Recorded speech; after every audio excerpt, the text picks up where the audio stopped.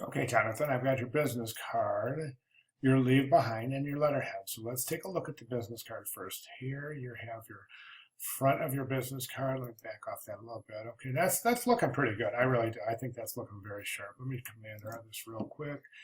And let's see that your, this is unusual here because it looks like your business card is showing us 3.75 by 2.25. Now, as we know, a business card is 3.5 by 2. So this would be, by business card standards, this would be enormous.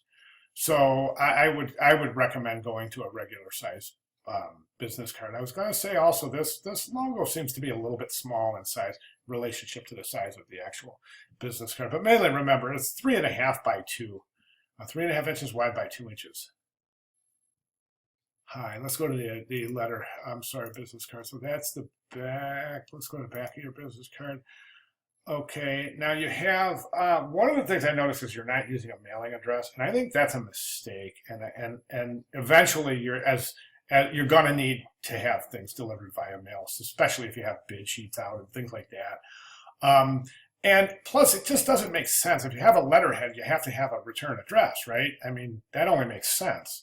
So but right now you don't have any. You're not using any kind of return mailing address at all. And all the books still recommend that you use a return mailing address on your business card and your letterhead as well. Technically, you wouldn't even really need your email or website on your letterhead. That would strictly be written correspondence only. It's fine that you do though, but you have to have a mailing address on this. So like I said, why you wouldn't have a letterhead? I mean, if you're using the mail, you have to have a return address. Okay, I think that's self-explanatory. Okay, so a business card. One of the things I think about the leave behind, I think is really worth mentioning is that this is why I quite often direct students not to use a lot of color in their branding. And I want to show you something. Because right here we can see that you've got these big blocks of color, and they're just basically they're not even allowing your work to compete with them because they're just so heavy in the composition that they're not even allowing the work to breathe or to be seen.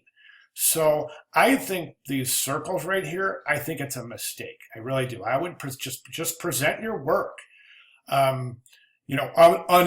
unobstructed, as it were. Right now, you can see just clearly looking at this, it clearly looks like these are images that are trying to be forced in this area, and that's further exampled by these big color blocks. And one of the reasons you want to stay away from the use of color in your branding, specifically in a portfolio situation, would be that your pieces are not going to be compatible. It's very unlikely that your work is going to be compatible with the color that you choose to use in these large blocks and these large sections. For example, we can see right here, these two can be seen together.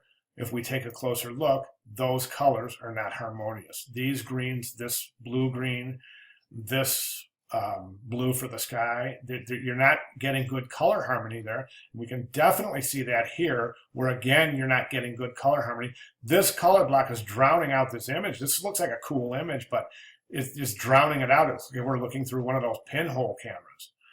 So it's obstructing your work, and I think that's a mistake. I really do.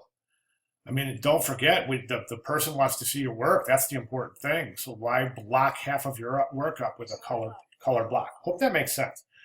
All right, business card, leave behind, letterhead. All right, that's what I have. If you have any questions or comments, Jonathan, feel free to give me a holler. All right, good job. Thanks, man.